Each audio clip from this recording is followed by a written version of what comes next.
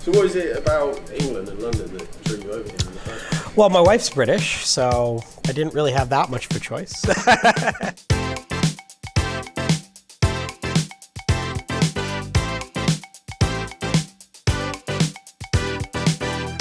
No, I really enjoyed my time here before. I've been a fan of the London food scene and chefs since first reading books like White Heat when I was really young. I've just always really admired what London has to offer and the diversity of food and just the level of cooking. It was kind of a realization of that dream moving here, all those years later, and now opening this restaurant. Heritage is a Swiss restaurant. We try to incorporate the kind of heart and soul of Swiss cooking, but with modern touches and almost exclusively local produce. It's a beautiful space, really well designed, a lot of attention to detail in everything from the bar to the cutlery to the artwork. But it's got a button-down, kind of slightly laid-back atmosphere. It's a comfortable, familiar style of service. We're on a wonderful street. Rupert Street has a small collection of amazing restaurants, probably pioneered by Palomar, and since then, Shoe, Hovarda, Blue Posts have popped up. It's a really interesting location, kind of behind Chinatown, in between Piccadilly Circus and Leicester Square. So it's really busy, really high footfall area, but a lot of really interesting restaurants, bars, venues in the area.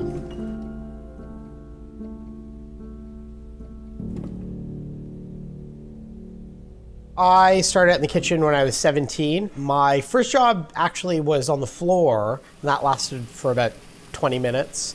I was yanked off of running bread to a table and stuck in the dish pit. That was my first job when I was 17, and I absolutely hated it.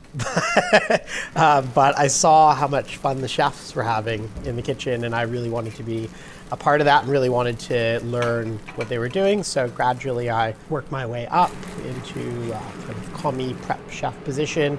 I went to culinary school after I finished high school, and I worked for some really great restaurants and wonderful chefs in Toronto, which is where I'm originally from.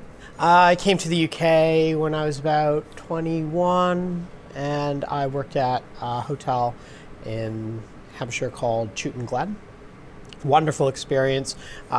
First time I've lived out in the countryside and seen the benefit of being so close to local ingredients and having a garden. And because I'm a city kid, I grew up in downtown Toronto. I've lived in Toronto, New York, LA before, and it was like nothing like I'd seen before.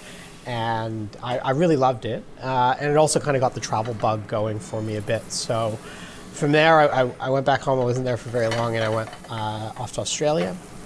I interned in a restaurant called Key. It's a wonderful restaurant in Sydney, and worked as a sous chef at the Village Hotel.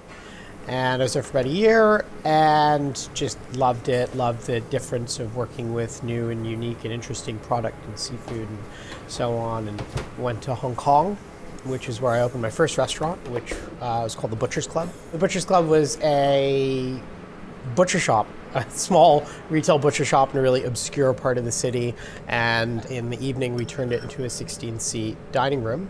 It became very popular, and we opened another one, and we had quite a 6-month waiting list, and it ballooned, and we ended up branching off into other businesses, and we opened a chain of burger places and a New York style deli and a catering company, and we moved into Singapore and Indonesia, and yeah, it was a lot of fun, a lot of work. Was there for 4 years. We sold the company in 2016, and I moved to London.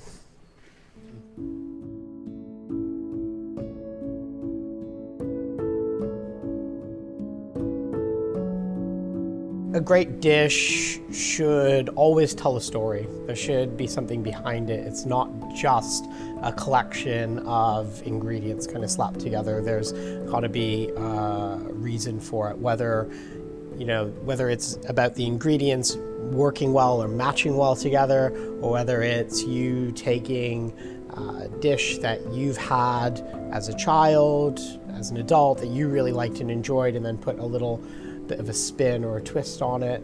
I think that food's always got to tell a story.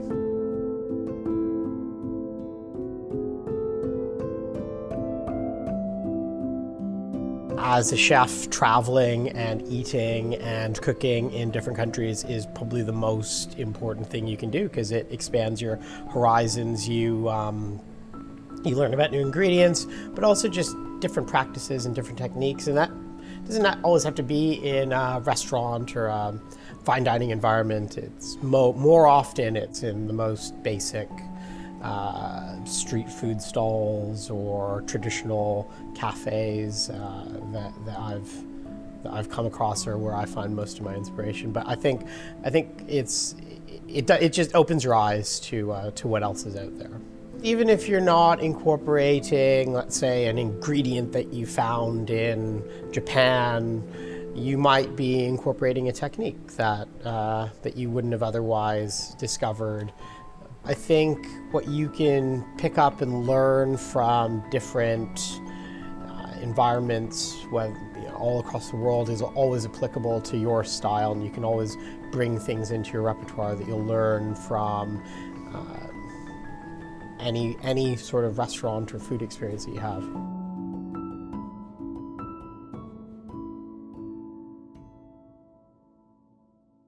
Traveling through Switzerland and visiting cheese factories and visiting farms and different restaurants, and that's obviously where first inspiration comes from. But then also the produce here in the UK, which since coming to the country, whether it's meat or seafood or cheeses, I found some incredible products that I'm really excited to work with every day. And so just merging those two together is where my inspiration for our dishes come from.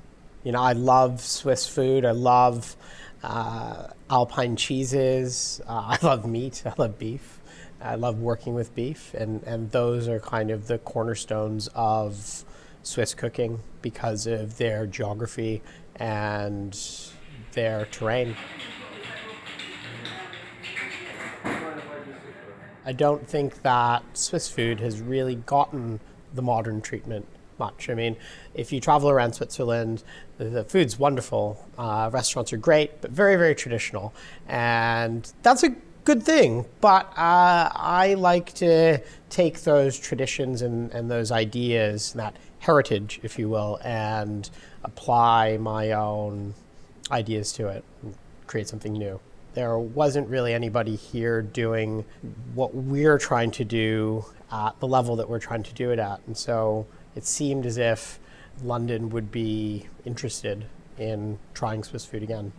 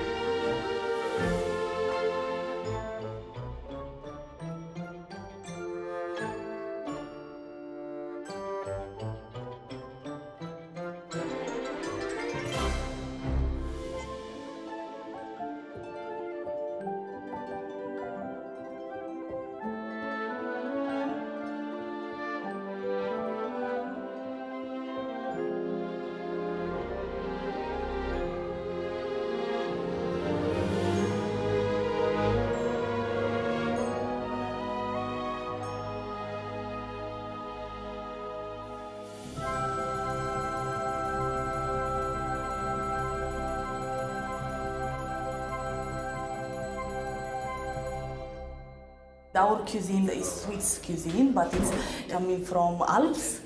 So I wanted to sort wines from the area, wines that are drank every day by local people. We do Manzoni Bianco or Torreldego. These are very local wines and they're local grape variety.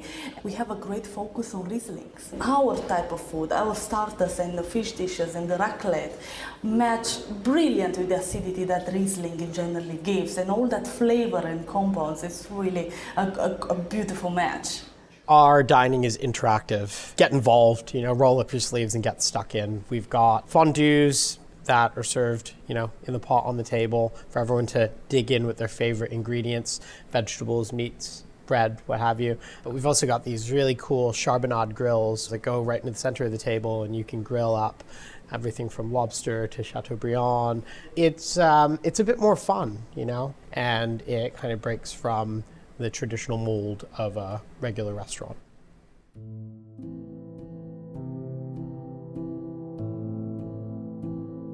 We're really focusing right now on developing our pastries and our chocolates. And that's something that's going to be a big focus for me and for our pastry chef, Chris. Food aside, what we want is for people to come here and have a good time. We want people to come here and interact and talk to us about the ingredients, from the cocktails to our wines and our food. And we want people to really get involved and interested in our products, because we're really proud of the products that we've sourced and that we serve here, and we just want people to take part.